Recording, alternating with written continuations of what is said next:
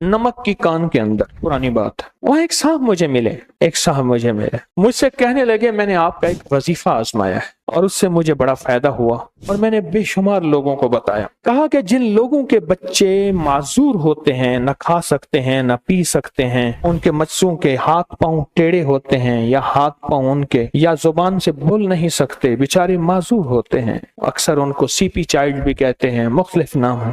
कहा कि ये मेरा आजमूदा है, मैं अब भी उसी के लिए आया हूँ। कहा कैसे? कहा नमक का एक डला ले लें, नमक का एक टुकड़ा ले लें, सुर्ख नमक हो, सुर्ख आम मिल जाता है, सुर्ख नमक बल्कि सस्ता होता है, बिल्कुल सुर्ख नमक हो, उसको सुर्ख कपड़े में 7 तहें लपेटे, 7 तहें लपेटे, और नमक कहने लगे इतना हो जितना बैगन होता है, बड़ा सा बैंगन नहीं होता, बताऊं बैगन इतना। और कहने लगे कि उस नमक के ऊपर फजर की नमाज के बाद और असर की नमाज के बाद उसका तजर्बा था कि 313 बार या लतीफो या वदूदो पढ़े, उसका तजर्बा था।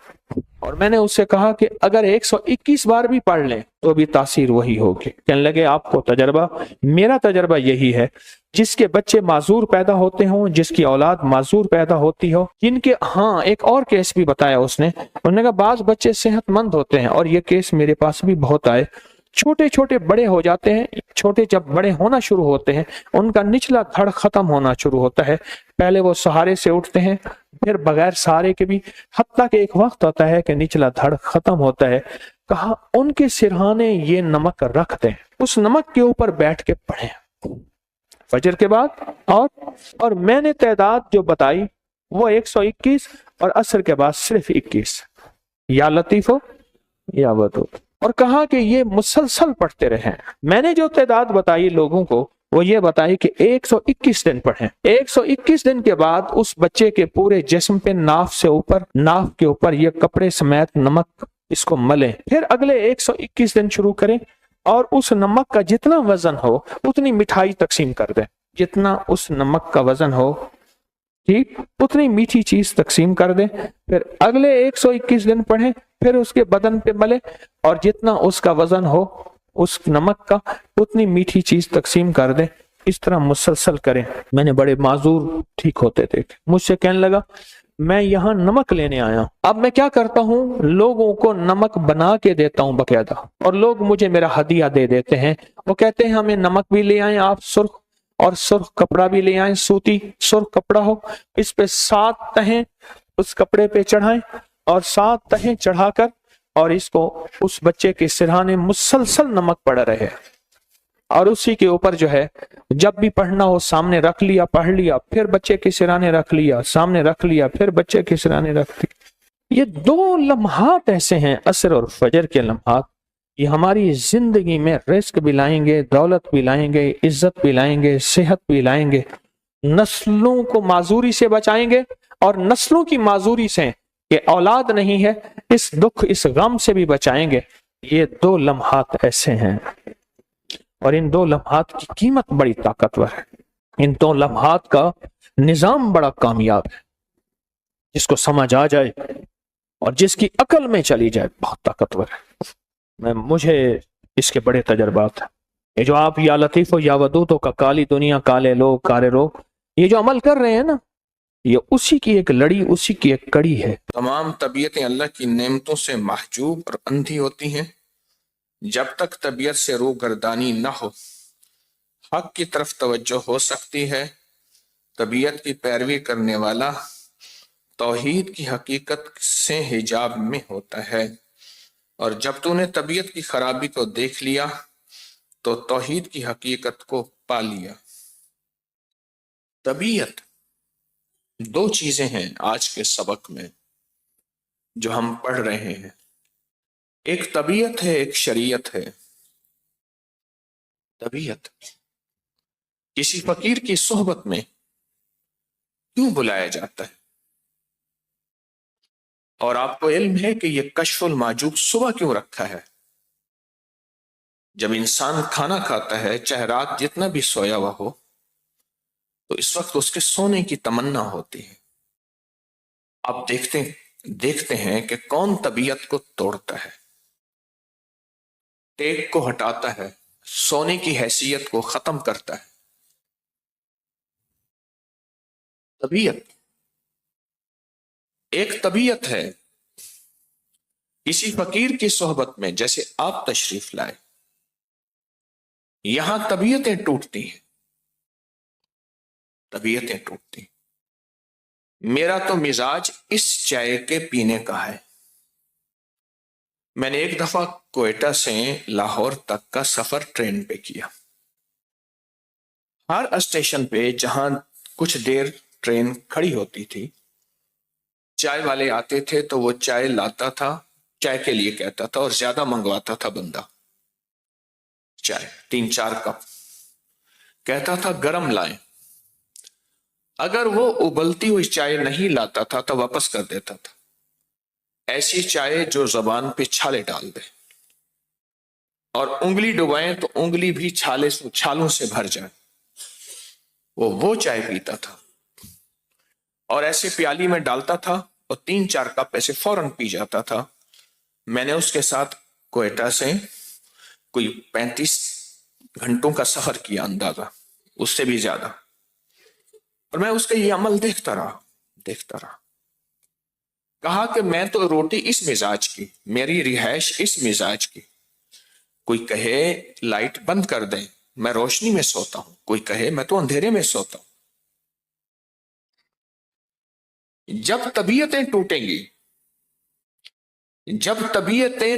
گی، ان طبیعتوں کے ٹوٹنے پہ اس کی کریمی، اس کا قرب، اس کا تعلق نصیب ہوتا ہے۔ بایزید بستامی رحمت اللہ علیہ نے اللہ کو آنکھوں سے دیکھا، دیدار کیا، یا اللہ میں تیرا قرب چاہتا ہوں اور دیدار کرنا چاہتا ہوں۔ کیسے؟ تو اللہ پاک نے فرمایا بایزید جتنا تیرا دل ٹوٹے گا اتنا تیرا دل آئینہ بنے، اور جتنا تیرا دل آئینہ بنے گا اتنا آئینے میں تو آنکھوں سے مجھے دیکھے گا، مجھے دیکھے۔ جو طبیعتوں کو لے کر چلتا ہے وہ دنیا میں بھی نہیں چل سکتا، روحانیت میں بھی نہیں چل سکتا، دنیا میں بھی نہیں چل سکتا۔ میرا ایک جگہ جانا ہوا تو کچھ لوگ اکٹھے کمرے میں رہ رہے تھے، جیسے 3-4 بندوں نے کمرہ لیا ہوا ہے۔ پرانی بات ہے، گوال منڈی میں، لاہور میں، تو بندے باہر چھوڑنے آئے تو کہنے لگے یہ بندہ جو ہمارے ساتھ ہے اس نے سب کی زندگی اجیرن کی ہوئی ہے، یہ ہر بندے پہ اپنی طبیعت کو مسلط کرتا ہے۔ میرے جی میں ہے ایسا کھانا ہو، ایسا پینا ہو، ایسا سونا ہو، ایسے اٹھنا ہو، تو ہم تھک گئے ہیں، تنگ آ گئے ہیں، ہم چاہتے ہیں کہ اس کو نکال دیں یا خود نکل جائے۔ جو اپنی طبیعت کو لے کے چلتا ہے وہ تو دنیا میں بھی نہیں چل سکتا، روحانیت میں کیسے چلے گا؟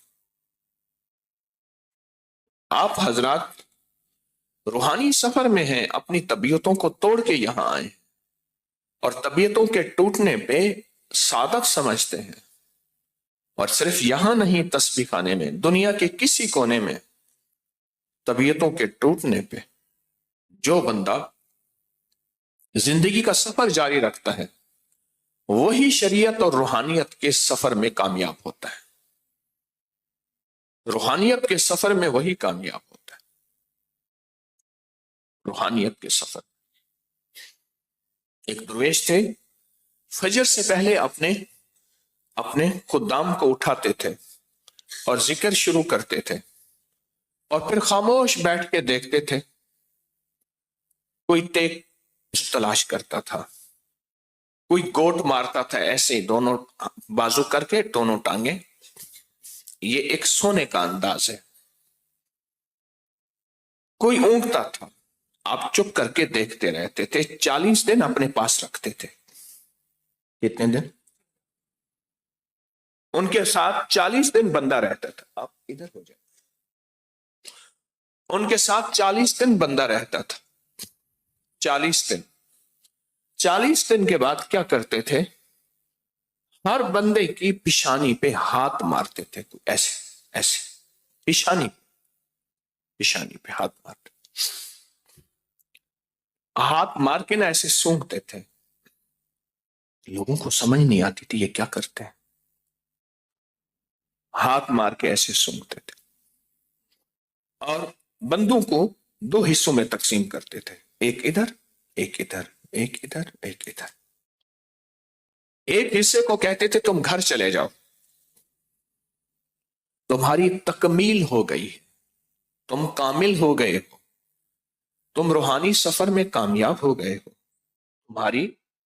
तुम्हारी तकमील हो गई है। असल तकमील हो गई है ना, तुम्हारी तकमील हो गई है, तुम कामयाब हो गए, तुम घर जाओ। और जो अपनी तबीयत से चलते थे उनसे कहते थे तुम्हारी तकमील हो गई है, तुम कामयाब हो जाओ, जाओ सारी जिंदगी अपनी तबीयत के मुताबिक जिंदगी गुजारो। और वो नाकाम हो जाते थे। फरमाते थे हमने तुमसे जिंदगी में सिर्फ 40 दिन लिए हैं।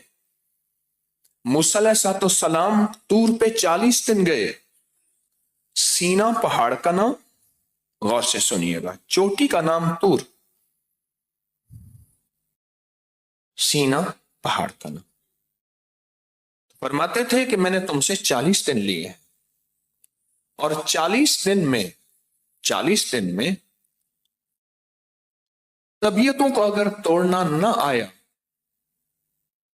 तो 40 साल या 400 साल जिंदगी हो, फिर कभी तबीयतों को तोड़ना नहीं आएगा। और फरमाते थे जो तबीयतों को तोड़ता है जन्नत की नेमतें उसका इंतजार करती है, जो यहां की नेमतों से मुंह मोड़ता है जन्नत की नेमतें उसका इंतजार करती है। जो कहता है यहां भी मेरी तबीयत का एक पल न टूटे और जन्नत में भी सारी नेमतें मुझे मिले, यहां भी मैं अपने मिजाज और तबीयत से रहूं। कहते हैं जो आपने नफिल बताए ना, 2 रकात नमाज नफिल पढ़े जिसमें सूरत फातिहा के बाद 41 बार रब्बना आतिना फिद दुनिया हसनतम व फिल आखिरति हसनतम व किना अज़ाबन नार, 41 दफा पहली रकात में, 41 दफा दूसरी रकात में सूरत, जिससे जहां सूरत मिलाते हैं वहां ये पढ़ लें, क्योंकि ये आयत भी है कुरान पाक की और दुआ भी है। कहा रिज़्क़ की कमी नहीं हुई। और बहुत अच्छा, वैसे इन्होंने फायदे थोड़े बताए हैं, समझदार बंदा है कोई। वो बंदा कोई लगता है या पागल था या दीवाना था या आशिक था जो कहते हर बंदा परेशान है मैं मुतमैन हूं। उसे पता नहीं कि बाहर निकल के देख तो सही। तो कहेंगे भाईजान इधर उधर खुशहाली का राज बताते जाओ। हमारे यहां एक बेकरी वाले हैं, बेकरी वाले बैठे मुझसे, यहाँ सामने टेम्पल रोड है ना, टेम्पल रोड है, आबिद मार्केट, फ्रिजों की मार्केट है, आगे बेकरी है बाएं हाथ पे। तो कहने लगे मैं बाहर निकला तो मोटरसाइकिल के ऊपर आके मेरी पसली के ऊपर पिस्तौल रख दिया, 2 बंदों ने, इधर उधर निकालो। पिस्तौल रखा ना, तो मैंने जब निकाला तो थैली थी। कहा आपका तस्बीह खाने से ताल्लुक है? हाँ, करे जाओ।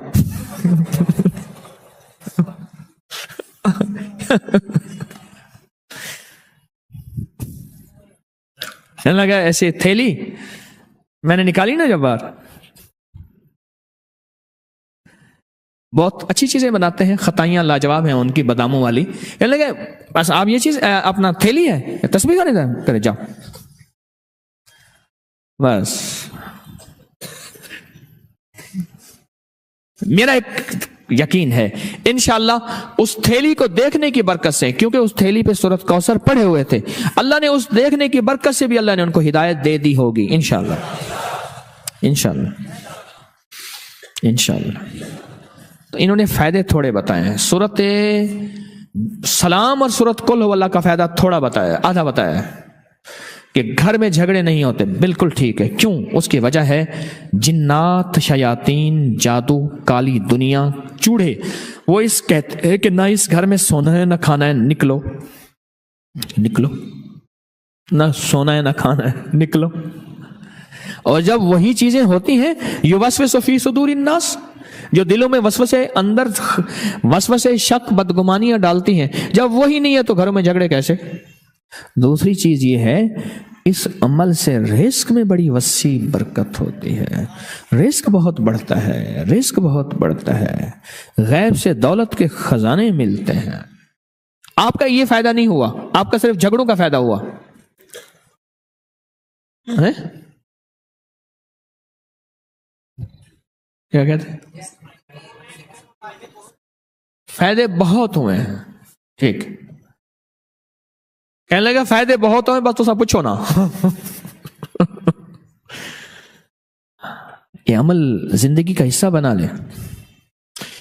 ایک دفعہ درود پاک پڑھیں، اللہم صلی علی محمد کما تحب و ترضا، یا اللہم صلی علی محمد بعدد کل دائن و دوائن وبارک وسلم، یا اللہم صلی علی محمد و آل محمد۔ ایک دفعہ درود پاک پڑھ لیں، کتنے سیکنڈ لگتے ہیں؟ اور ایک دفعہ قل ہو اللہ پڑھ لیں، کتنے سیکنڈ لگتے ہیں؟ میں سیکنڈوں کی بات کر رہا ہوں، منٹوں کی بات نہیں کر رہا، سچ ہے؟ بالکل ٹھیک ہے، میں سیکنڈوں کی بات کر رہا ہوں، منٹوں کی بات نہیں کر رہا، پر اس کی زندگی میں رزلٹ، گھر میں، رزق میں، نسلوں میں، محبتوں میں، پیار میں، الفت میں، آپس کے جوڑ میں زبردست اور حیرت انگیز ہے۔ آج کے بعد یہ چھوڑیں گے؟ نہیں چھوڑیں گے، 100% پکی بات ہے، انشاءاللہ کہیں نہ، مجھے یقین نہیں ہے، پھر کہیں وَكَفَى بِاللَّهِ وَلِيًّا وَكَفَى بِاللَّهِ نَصِيرًا، انشاءاللہ۔ اب آخر میں چنیں گے کہ انعام یافتہ کہانی کس کی ہے، اور انعام یافتہ وہ ہوگی جو سچی بھی ہوگی، ہاں، اور پوری بھی بتائی جائے گی۔ کتنے باقی رہ گئے؟ اچھا، کون بتائے گا؟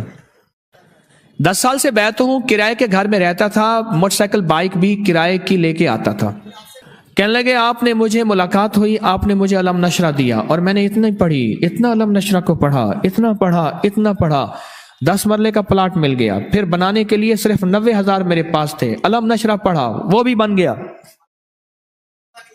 اس کے بعد پھر یہ جب میں گھر میں آتا ہوں پھر میں سلام کرتا ہوں اور قل ہو اللہ پڑھتا ہوں، یہ میرا معمول ہے، اور میرے گھر میں کبھی جھگڑا نہیں ہوا، 10 سال سے بھی اوپر ہو گیا۔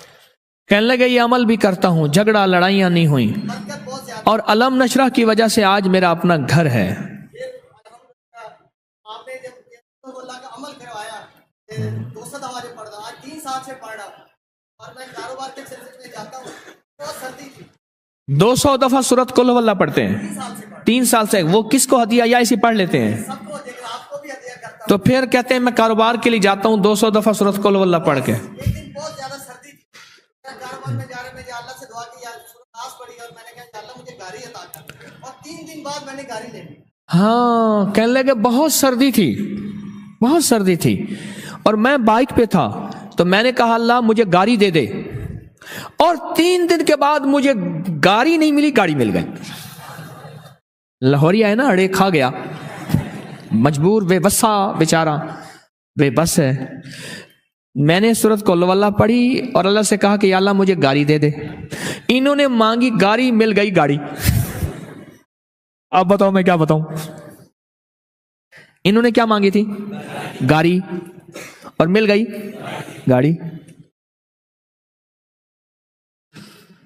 اتنی گال 50 ونڈے سجانا اگوال بال ٹر دے سے۔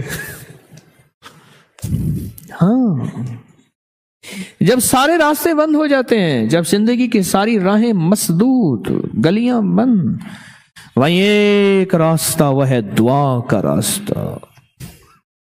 ہمارے ایک جاننے والے ہیں، وہ کہتے ہیں میں نے تسبیح خانے کا نام رکھا ہے آخری کوشش۔ کیا؟ بس جہاں بندہ بے بس ہو جاتا ہے، اور آخری کوشش وہ ہے، اس کا نام ہے تسبیح خانہ۔ بس کہا پڑھائی، میں نے پڑھی، اگر رزلٹ نہیں مل رہا عمل کا، میری بات کو غور سے سنیے گا، رزلٹ نہیں مل رہا، مایوس نہ ہوئیے گا۔ بعض اوقات اللہ پاک بندے کو آزماتے ہیں، اور بعض اوقات گناہ اتنے ہوتے ہیں، نافرمانیاں اتنی ہوتی ہیں، وہ ذکر، وہ تسبیح، وہ عمل ان گناہوں کا مداوا بن رہا ہوتا ہے۔ اللہ پاک جل شانہ کیا کرتے ہیں؟ جب وہ مداوا بن جاتا ہے، ادھر دنیا کی راہیں اللہ کھولنا شروع کر دیتے ہیں۔ لہٰذا کبھی بھی کوئی عمل کر کے مایوس نہ ہونا، چھوڑنا نہیں ہے، اور اگر نہیں ملا تو اس میں اپنا قصور شامل کرنا اور کہنا میری کمی ہے مانگنے میں، اللہ کے دینے میں کمی نہیں ہے، نہیں ہے، انشاءاللہ نہیں ہے۔ مجھے ایک شخص کا नक्शा याद है, जरा मैं नक्शा खींच रहा हूं, जरा गौर से सुनना। दाएं हाथ में उसने हाथ वाला रुमाल, उसका एक अपना स्टाइल था, हाथ वाला जेबी रुमाल नहीं होता, जेबी रुमाल एक हाथ अंदाज में लपेट के उन्होंने दाएं हाथ पे ऐसे लपेटा हुआ होता था, और उस दाएं हाथ के अंदर डब्बी सिगरेट की उस वक्त की बड़ी आला ब्रांड की होती थी। ये उसका एक अपना स्टाइल था। असर की नमाज के बाद मगरिब के करीब एक होटल होता था, 4-5 बंदे वहां जमा होते थे। सख्त सर्दी में अंगीठियां होती थी, सख्त गर्मी में वहां छिड़काव बेहतरीन निजाम होता था। और फिर शहर भर की ग़ीबत और शहर भर की बातें, सियासत की, इधर की उधर की, ये चलती रहती थी। हत्ता के रात को तहज्जुद का वक्त होता था और बाज़ औक़ात फजर की अज़ानें, और वो उठ जाते थे। और यूं जिंदगी के दिन रात गुजरते गुजरते गुजरते गए। एक बेटा था, उसको फिर डॉक्टर बनाया कि बेटे की तो आलीशान यही है कि इसको डॉक्टर बनाए। फिर बेटे के रिश्तेदार सारे कराची में रहते थे, फिर उसको कराची में चले गए, वहां मुंतकिल हो गए। फिर बेटे से मोहब्बत ना मिली, वफा ना मिली, नाराज होके यहां आ गए, और यहां जो आए सारी जायदाद बेच गए थे। यहां कुछ नहीं था, एक छोटा सा किराए का मकान था, मैं वहां मिलने गया तो अफसुर्दा थे। फिर वहां चले गए और मैं कराची में गया, हमारे एक मुखलिस थे, उनकी V8 गाड़ी थी, बड़ी लैंड क्रूजर, वो मेरे साथ थे। मैंने कहा ये मोबाइल नंबर है, इस बंदे से मिलना है, कि मेरे वालिद साहब रहमतुल्लाह ने वसीयत की थी कि बेटा इस बंदे का सारी उम्र एहतराम करना है, इसका मेरी जिंदगी पे एक एहसान है। बस ये अल्फाज थे। मैंने कहा वालिद साहब को फौत हुए, जिंदगी गुजर गई, ये जिंदा है, मैंने वालिद साहब की वसीयत पे अमल करना है। फोन किया, कहाँ है? फलां जगह, फलां कॉलोनी, सोसाइटी, उस गली में आ जाए। हम वहां गए, फोन करें तो मैं सामने खड़ा हूं, आप देखें सामने कुछ भी नहीं। आप फलां चौक पे पहुंचे हैं? कि नहीं वहां तो नहीं है। कह रहे वहां पहुंचना था। फिर पहुंचे, फलां देखा, बंदा नहीं है। जहां दीदा इंसान थे, कराची में रहते हैं, बड़े नेक इंसान हैं। मुझे कहने लगे बात बताऊं? जी। कह रहे बंदा नहीं मिलना चाहता आपसे, बंदा आपसे मिलना नहीं चाहता। जब भी वो पता गलत बताता है। गलियां फिरते, बड़ी उनकी गाड़ी थी, 5 मरले की हाथी गाड़ी, तंग गलियां, अब कभी इधर घुमाएं कभी इधर घुमाएं। आखिरकार एक जगह पहुंचे, कहने लगे मैं ऊपर खड़ा हूं सामने। अच्छा, वो जो कहा ना सामने, आवाज मुझे ऊपर से आई।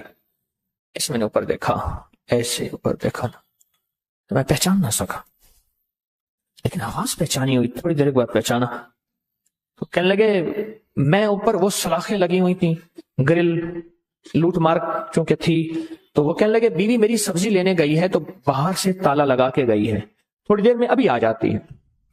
खैर थोड़ी देर हुई, एक बेचारी बहुत बुढ़िया शापर में थोड़ी सी सब्जी ली हुई, वो आई, मैंने सलाम किया, अपना नाम बताया, पहचान गई, ऊपर जाके ताला खोला, बैठे।